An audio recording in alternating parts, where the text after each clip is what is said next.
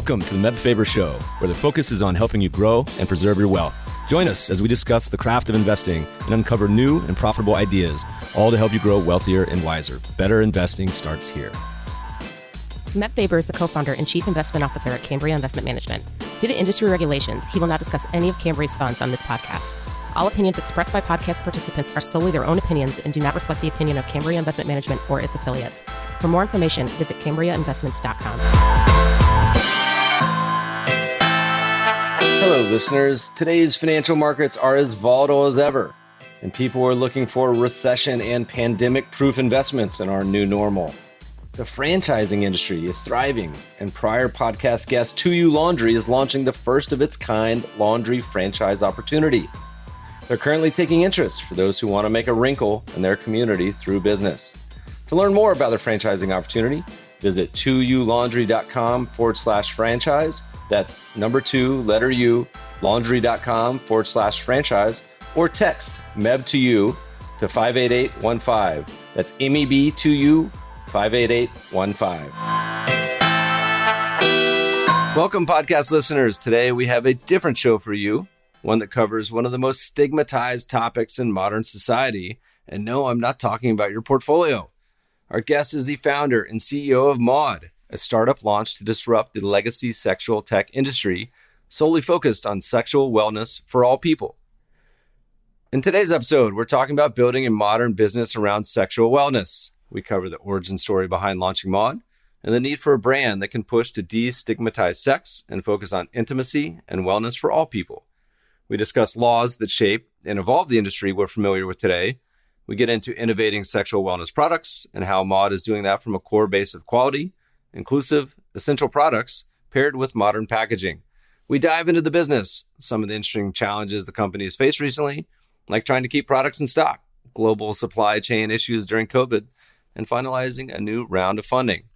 As a special offer for listeners of the show, visit getmaude.com and use the code 4FABER, that's FORFABER, for 10% off your first order. Please enjoy this episode with Maude's Éva Goicochea. Éva, welcome to the show. Thank you so much. We're recording this I was getting ready to say, I don't even know what day of the week this is. It's Wednesday, late August. I've actually been on about a 2-month road trip and coming back through Northern California to my home in LA, which used to be your home, but now where do we find you in quarantine into the summer? I am sitting in Williamsburg, Brooklyn, and I've been here for about 4 years. So I don't miss LA much. I'm so sorry. I was in LA for about 8 years. I love New York City. I miss getting there. Fingers crossed for 2021. Although I did say earlier in this year, one of the questions I was asking podcast guests, I said, when's the next time you're going to see live music? And I checked that box this summer. I was socially distancing in Wyoming, got to see a great bluegrass band. So there's green shoots of hope, I think. And you guys seem to have turned the corner a little bit. Does that sound about right? Yeah, I mean, New York, as I was saying to someone this morning, I feel like the people that are left are resilient and they're happy. They're making the best of it. And there's a good outdoor culture happening right now. And so I feel like it's actually a really nice summer. I don't know if anyone really loves millions and millions of tourists in their city. So it's kind of a nice break. So today we are going to knock down the walls of two of the biggest areas of, I would consider to be sort of stigma incumbents that are just kind of old and backwards. My world of investing and finance and your world of sex, tech, intimacy, everything under that umbrella. If I was to ask people, say, what are the two areas that people feel most awkward talking about personally, it's probably got to be ours too, right? I don't even know what else would fit under that umbrella. Yeah, I mean, I would say people are uncomfortable talking about money sometimes. Maybe money and sex. All right, we'll get into it. All right, but before we get into all those things, tell me a little bit about your background. Before starting your company, what were you up to? So before starting the company, I was actually an early employee at another startup called Everlane, which I'm sure you know of. I was in the LA office, one of the really early team members there. And then before that, spent about 10 years in consumer. And in my really early career, I was legislative aide in healthcare. So it's a bit of a windy road, but I think those two chapters kind of lead me to Maude. So it makes a lot of sense. What's the origin story? Give us the inspiration. So when I left Everlane, I wanted to work for a consumer healthcare startup. And I was in LA, as I mentioned, and just wasn't really excited about anything happening, but was firmly planted there. I had bought a house. And so I started digging into sexual wellness. It was something that was always top of mind for me. I came from a state, New Mexico, which 48th worst state in terms of condom usage. I have nieces who've had babies quite young, and I just saw a really big disconnect. And as I started researching the category, I realized there was a lot of green space, a lot of consumers who were not happy. In fact, most people, and started working on it in 2015 and then officially launched in 2018. All right. Walk us through kind of the early days. Tell me about what was the original vision? What's the kind of horizon goals of what you were starting it to do, and how long was the on-ramp on getting it to starting to offer products and solutions? Yeah, I mean, the on-ramp was long. 2015, it was an idea. 2016 started really working on the brand. It went through a couple of iterations, as I'm sure many companies do. The ethos of the company is really to make sex more human, more, normalized, destigmatized, all of the things we're talking about. And to do that, I think it started with design. So making products that were accessibly designed and that were easy to use and sort of ageless and genderless.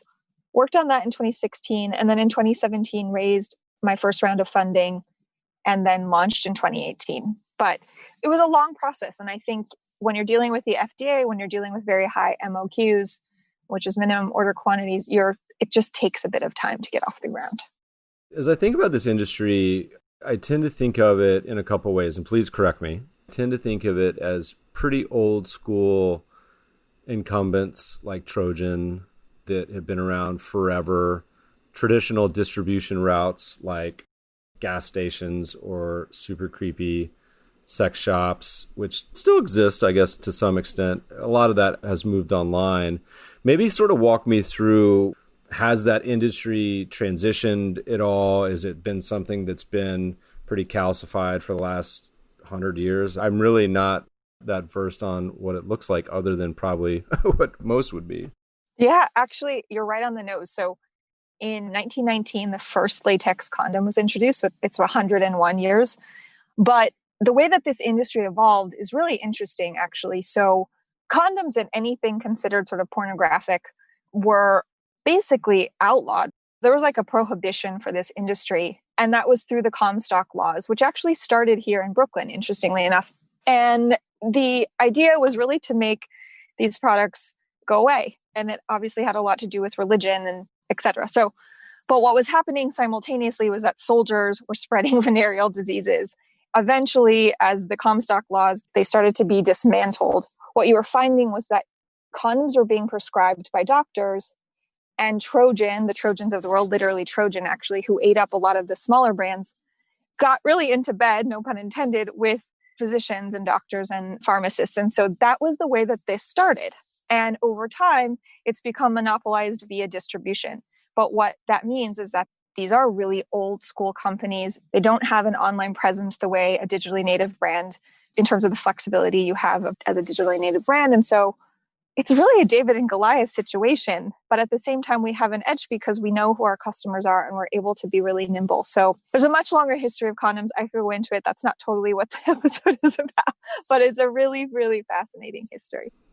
My first thought as someone listening to you talk about this is, I wonder how much innovation could possibly happen in that space. I fondly recall I had graduated high school in the 90s, and the big challenge at that point was just distribution and having, I remember, and the cost, of course. And I remember a couple buddies started a website called freecondoms.com. This was early in the internet days.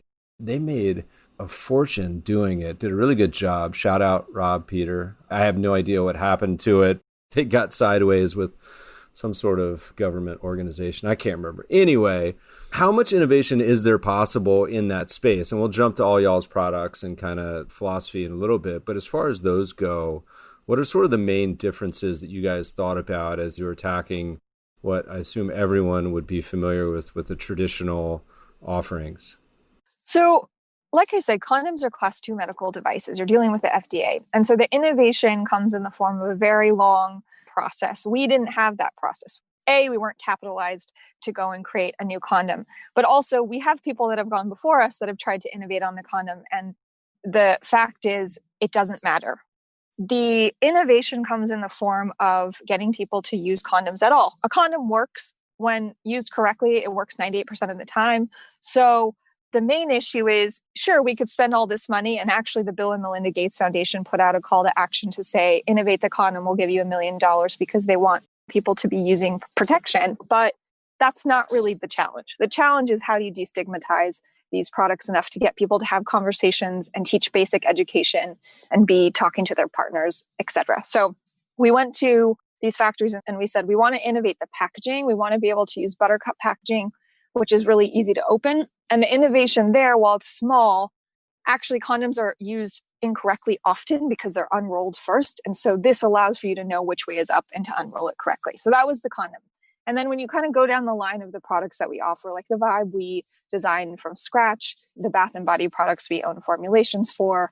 And then the lubricant, we work with an FDA-approved factory to create really body-safe products. So over time, we'll be able to innovate a lot. But I think when you're just starting out, and the reason why you don't see 100 other companies like us is because it's really cost prohibitive. So the innovation is in the form of the brand and the education. You just sparked a memory. I remember my mom telling me she was doing a sort of healthcare focused charity mission trip somewhere in the third world. And I'm going to blank on where it was. And they were trying to educate on the benefits of using condoms with the population they were talking to. And then they were in a kitchen and came back a few days later just to follow up on the discussion. And they demonstrated by putting the condom on some carrots, and came back a few days later and all the condoms they had given them were just on the carrots in the kitchen. So there's the education, but also will people actually use it? Who knows? All right. So what was sort of the rollout process on a couple of the first products? And I know you guys kind of have a whole suite now, but maybe walk me through the timeline of kind of how you started launching these and some of the initial reception. I'm going to back it up a bit to sort of talk about the philosophy I have around companies, specifically product companies. I think there are really two kinds of companies. There are product companies and there are mission-based companies. And at the end of the day, if you're a mission-based company, and I'm not talking about like a give back model, I mean, like if you stand for travel or you stand for intimacy, you should be able to create a world in which you can introduce lots of products and your consumers will buy from you. I did not want to create a commoditized brand. I didn't want to launch and say a condom is a hero or a vibrator is a hero. I wanted to create a brand for intimacy. And to do that, we needed to launch with the 4 products and really kind of democratize the pricing and the accessibility and the messaging around them. So we launched with 2 lubricants. One is organic aloe-based lubricant. The other one is silicone, 2 different usages, a vibrator, and condoms. And that allowed for us to, out of the gate, be perceived as an intimacy company. We also had a year's worth of press because I started working on press early, and we had 700 people who had signed up to get our product early. So we had a good foundation to set the tone. And then over time, surveying our customer, we rolled out other products to really serve the needs that they had. So that's kind of how we started. Feel free to pick one or two of any of the most popular products. Would love to hear a little more kind of differentiators, how you've kind of reached out. I assume the general marketing strategy is a combination of digital and sort of just getting the word out. I assume these aren't traditionally distributed to Target or whatnot yet. Maybe they are. Yeah, I don't know. They are. Actually, they are. Okay. Well, let's hear it. Yeah, they are. Well, so I wanted to create a company that was eventually omni-channel because as most personal care is bought in store, this category is also bought in store. Obviously, the benefit is you can serve a customer who wants a really private, destigmatized experience online. But at the end of the day, the volume is in store. So I can't really reveal what's happening in the next year, but I can let you know that we are going to a big retailer. I think for us, the distribution piece in terms of where we were going to be, we wanted to align ourselves early with really sort of brand focused partners. So not only building out the online channel through digital marketing, through press, through word of mouth, all of that stuff, but then also being in places that captured an audience that was going to be like ours. And so we have a lot of hospitality partners. We're in a lot of retailers. And that's worked really, really well because we see those people come back to our site. It was a pretty multi-pronged approach when we launched. We are not reliant on Facebook. Facebook is not actually our friend when it comes to sexual wellness. So we've never really been reliant on it, but we do spend money there. And then the bulk of it has been through building out a real brand and an organic community. That's how we've grown. What's the challenge with Facebook? Is it perceived as a topic that's taboo or something? Yes. The challenge with Facebook, it's funny. So we just launched with MoMA this week, and I actually saw the shape of the vibrator in a MoMA store. And that was the first inspiration for the vibrator. And I was explaining that really Brancusi, the artist Brancusi, was kind of an inspiration for it. So you have this Brancusi object that looks like a paperweight that is considered too sexually explicit because it's a vibrator, which is a whole, again, this could be an entire episode around sex toys and what that all really encompasses and means. But because we have a sex toy, even though we don't call it a toy, it's considered explicit. And so we have navigated Facebook because we're really a sexual wellness company and we're not explicit at all in our messaging. We've experimented with digital marketing this year on Facebook, and because we have a cannabis investment strategy, it somehow tweaks every other possible piece of content and advertise. Anyway, long rabbit hole. So what have been some of the most popular products? I imagine your vision in 2018 and then walk forward a couple of years, you would, I assume, have some preconceived notions of what people would be most interested in, but like anyone launching products, people tend to adopt or gravitate to things differently than you may have envisioned, or it may be exactly what you thought. Any general summaries of kind of over the last couple of years as you've launched these products as uptake and interest? Yeah, I mean, I wanted to build an essentials business. So in that, I mean the sex products and then eventually launch other auxiliary products. But it was really, okay, we can't advertise the vibrator, but we can advertise condoms and lubricant. So we do have an audience for that. And there's sort of two buying patterns with our audience, which is they buy the vibe and then they'll buy something else. And they may not necessarily be a condom and a lubricant buyer. So they act like I thought they would act. I think in terms of where we get to market and what gets picked up, the vibe becomes the hero. Everybody wants to talk about it and impress. And then on our digital marketing channels, it's primarily like the basics. So the audience really reflects exactly what I thought they would be. They are 70% middle of country. They're 2 times more likely to be married. They're an older audience. They tend to be over 25 or 30. And that's what I was looking to build. So as it stands, like I said, 85% sex products and 15% are bath and body products. And that's really how we'd like to keep the mix. Well, the bath and body products are pretty cool. As I mentioned earlier, not only an investor, but also a consumer. They got massage candles. You've got coconut milk bath. What tends to be the breakdown between men and women? If I had to guess, hold on, let me think about it. I would assume it's probably 60-40 women to men. Yeah, you're about right. But because they're more likely to be in a relationship, we get feedback via reviews, etc. They're often buying it for themselves and their partner. We do tend to have this thought that we're getting to both men and women. And when we've had partnerships that were exclusively for a male audience, they have absolutely, everything has flown off the shelves. It's interesting. I mean, also as a female founder, people tend to think that Maude is for women. But yeah, that's about the split. You're right. The compliment I would give you guys is a lot of the packaging and design is that sort of beautiful design. So it's the less sort of in your face, traditional sort of male. I feel like people always barbell into sort of 2 camps. It's either the, hey, we're female focused, or it's just like dude focused. And I feel like you guys seem to kind of, the Venn diagram would be approachable to both. And maybe that was intentional. I'm not sure. That's absolutely intentional. And also the age inclusivity, right? Because you have sex your entire adult life. So we say sex is human. I often make the analogy that it's like food. Food isn't gendered. And I think it's this thing where sex and gender are related, but they're not necessarily always correlated. And if you're having sex with a partner, why would you come home with condoms that are for men in use, but marketed to women? It just doesn't make any sense. Like, sex is just a human thing. So behind the scenes, we're like, it's just for people. And that's how we operate.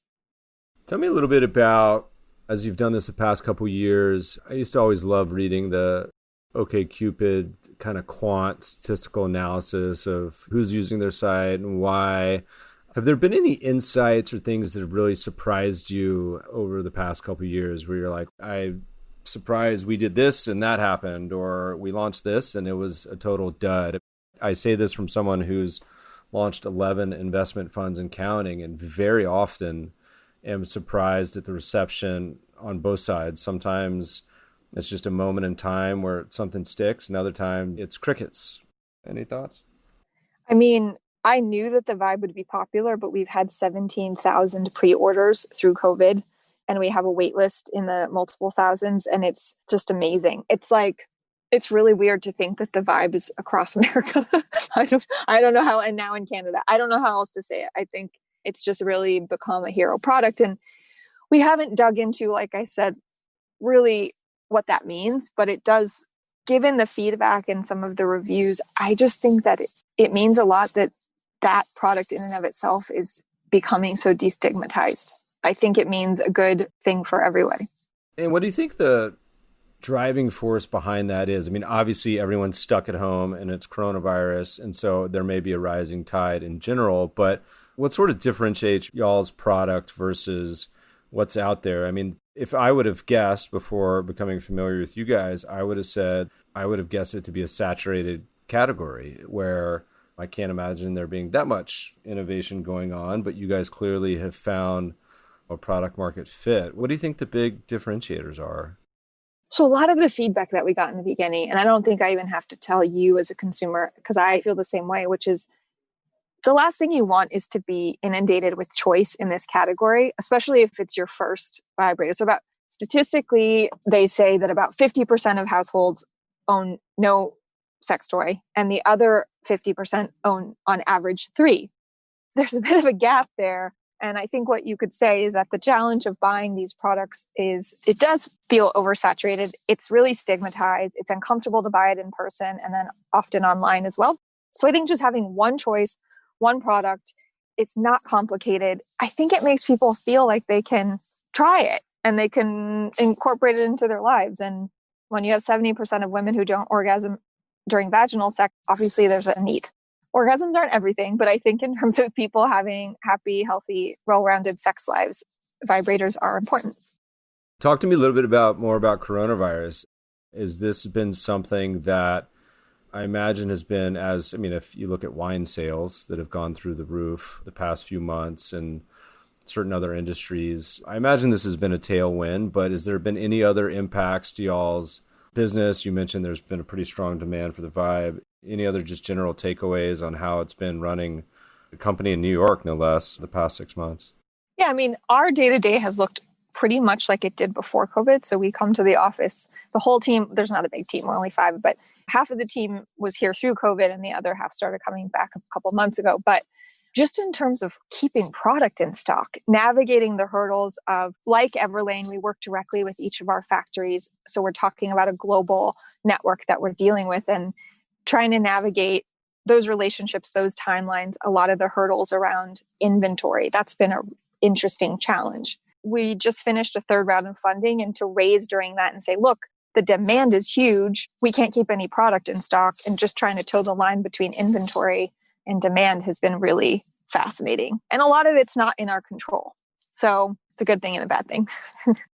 As the world starts to normalize, maybe, who knows? Who knows?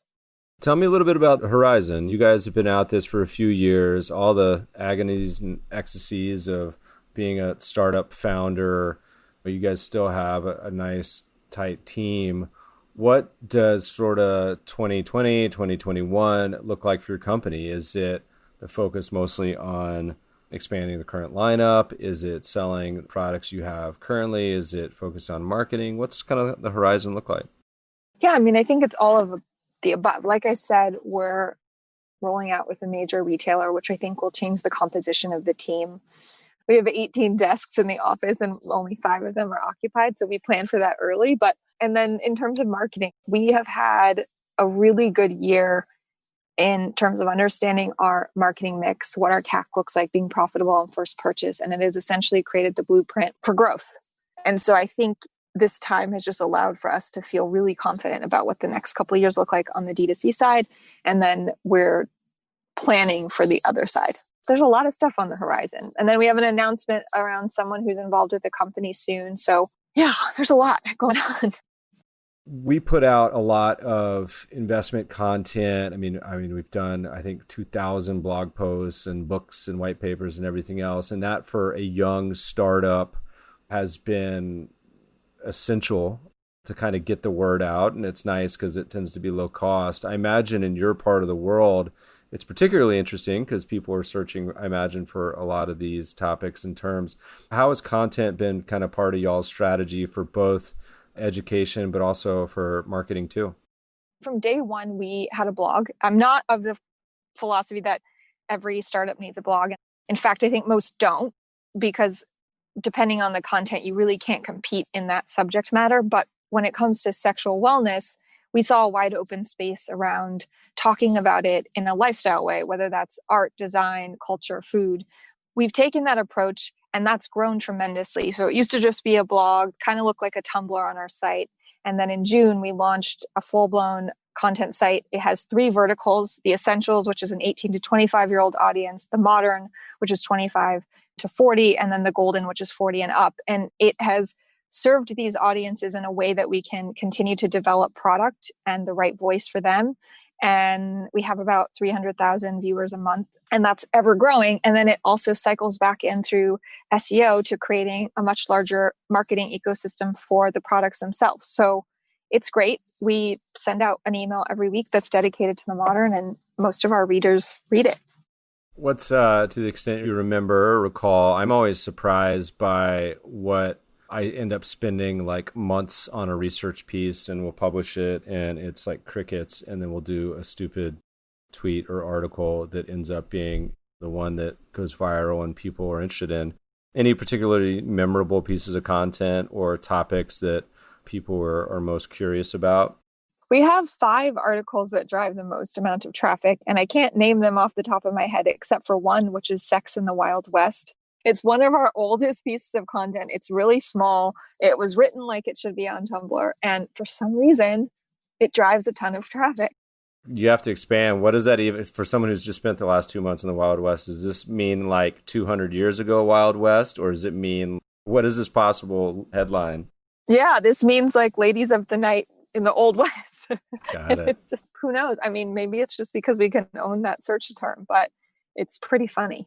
That is funny. I remember I had a tweet or an article once that had the thesis that most investment managers that were men had their best periods of performance when they had a mustache.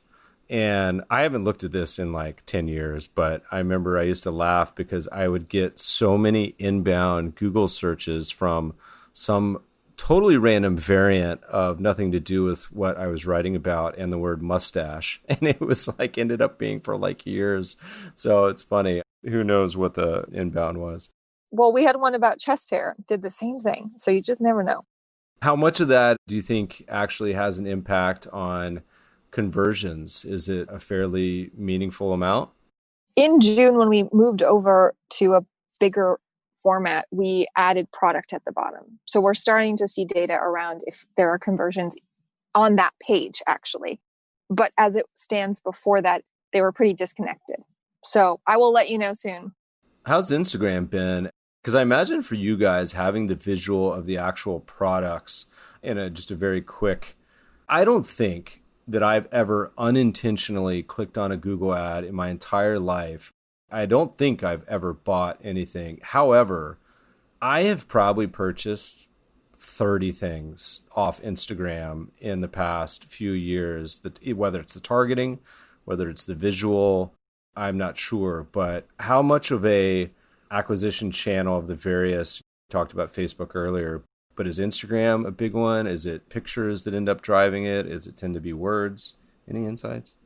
We have a pretty good organic following, and we'll see people on the post-purchase survey talk about that. But so we don't run Facebook ads, but we run ads through Facebook on Instagram, and those get picked up quite a bit. So we'll see a lot of I mean, you see that based on views, and people tell me they get served with Maude ads all the time. So it's actually a pretty big driver for us. But then I think also when you have a good organic presence and a good feed, the trust gets built in because they can look up your feed and they feel more comfortable about it. So that makes sense to me that you'd buy off Instagram. What does the product suite, is that something you're looking to expand at all in the coming years? Can you talk about it at all? Yeah, we'll have a couple other alternatives to the basic essentials that we have. We'll probably come out with a new toy or two, a different size condom, and then some more scents around our bath and body products. And we have a product that's being released in September that will expand our body line. So we're not going too wide, but we want to basically be your intimacy company from A to Z. It's interesting you talk about it being the demographics, middle of the country. I would have guessed probably the opposite, but what role does kind of education or introducing sort of new potential consumers to the products, is that tend to be a small part of the funnel? Is it really kind of people that are already searching for these sort of products, or is it actually expanding the territory to where you're getting a lot of kind of totally new consumers into the sort of potential field? A lot of it is new because what we're seeing through the press and the word of mouth is people telling other people. There's sort of two parts to that question. I think the first one is, what does our retention versus new customer mix look like? We don't have anyone focused on retention quite yet on the team. That's sort of the next hire. So we really are acquiring new customers all the time. We've been in 500 pieces of press, so we get slammed with new customers on a regular basis. So that's one piece of it. And then the second piece of it is just when you look at where they're coming from, they're not necessarily coming from Google search. That's not like the bulk of people looking for these products or typing in how to replace my old vibrator. They're finding out about us through friends or these pieces of press. And so it kind of indicates that they're new users. And then the feedback in the reviews around, oh, this is my first vibe, or we just tried this product for the first time. So all of that together kind of indicates that it's a new audience. What are you most excited about this next sort of chapter for you guys? Any thoughts on the biggest challenge coming up? Yeah, I mean, we're looking ahead at our Series A. I think we're looking ahead at how to expand inventory, which is a never-ending problem, I think, for most growing product companies. And then really the graduation of moving into large retail footprint. So I'm looking forward to 2021. 2020 can't be over soon enough, which I'm sure other people feel the same way. It's felt like an entire decade already. I mean, I was just driving through Lake Tahoe where there was warnings about fire tornadoes. And I was like, how is that? I've never even heard of that. And that's now a thing where there's going to be tornadoes of fire that you have to potentially evacuate from. And California in general is, if you hear my scratchy voice, that's one of the reasons why it's hot and in trouble here. All right. So as you look back over the past couple of years, man, it's only been 2 years, but you've really been crushing it. And by the way, listeners, you got any Series A investors out there curious, reach out. I'm sure the Maude team would love to chat. What's been the most memorable moment of the past couple of years? Now, it could be a good one. It could be a bad one. It could be a customer review. It could be your first time getting mentioned in a magazine. Anything pop to mind? Anything super memorable? Good, bad, in between? Yeah, I mean, so on my birthday last year, I think it was last year, might have been 2018. I don't know. The years are blending together. On my birthday, we got in a really big piece of press that sold through most of our product in one day. And I think it was a great birthday present. It was also a big challenge. So that was exciting. And then in our first year, we were in the New York Times print, and I was on my way to Mexico City to a wedding, and I got to pick up the paper. And I think that was just really a moment of having this tangible thing in your hand and saying, like, this is real. So that was really exciting.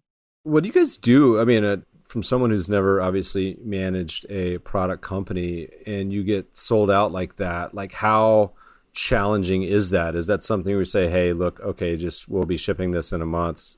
Sorry. Or do you have the ability to scale up the production? Like, how's that work? We can scale production. Obviously, through COVID, it was a bit of a trickier challenge because there really were raw material outages, et cetera. But I think for us, it's just planning. So we actually now have, even though we're a team of 5, we have a lot of fractional C-level team members. So we have a chief planning officer who just came aboard. Now we're planning through the end of next year, and we're erring on the side of maybe overbuying because we have gone on those kinds of spikes. You have to have product in stock. But I will say that our customers have been really great. I email them personally and they send me really nice notes back. And I think it creates a relationship that we have with them that they feel like we're real people behind the scenes and we're working as hard as we can to get them the products that they've bought. So it's always a challenge, but I get really excited at the prospect of just making sure people know that there's a human paying attention to them and keeping our heads on straight. And one of the things that we haven't touched on, but that's so important, is that Maude has a really strong, happy culture. And so I don't want anybody going home at the end of the night thinking like we've completely failed because something like that has happened. It will happen again and we will get through it. And I want everyone to have a life outside of the office. Where do people go? They want to find out more about you guys, about your offerings, interests and products. What's the best place? Getmaude.com. So MAUDE, because we couldn't just getmaude.com. And we also have a blog that has a pretty sizable amount of viewers every month, and that's called The Modern. So you can go to themodern.com, spelled MAUDERN. Themod.com is, I think it's just a squatter. There's a restaurant in LA. It's actually a pretty fancy restaurant. Is that who's I know it is. I don't know. No, it's a squatter in Spain. And even my Spanish couldn't get through. So say I'll send you a lifetime supply of candles if you give us the domain.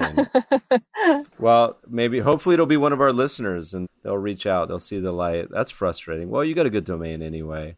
The restaurant in LA that does it, I don't even know if they're still around, but I think it's Curtis Stone's restaurant. Yeah. They used to do, and you can correct me, they used to do an entire menu focused on one ingredient. I don't know if they still do that anymore. It was delicious, but it would be like somehow asparagus would be in every potential offering. I don't know. Well, if they're still around, we're going to have to do a dinner with them, I suppose. Yeah, it's a great one. Eva, thanks so much for taking the time today. Listeners, if you're a potential employee, if you're a potential investor, if you're a potential customer, which is everyone, because I know you guys have nothing to do during quarantine, go check out getmaude.com. Thanks so much for joining us today. Thank you so much for having me. Podcast listeners will post show notes to today's conversation at mebfaber.com/podcast. If you love the show, if you hate it, shoot us feedback at themebfabershow.com. We love to read the reviews. Please review us on iTunes and subscribe to the show anywhere good podcasts are found. My current favorite is Breaker. Thanks for listening, friends, and good investing.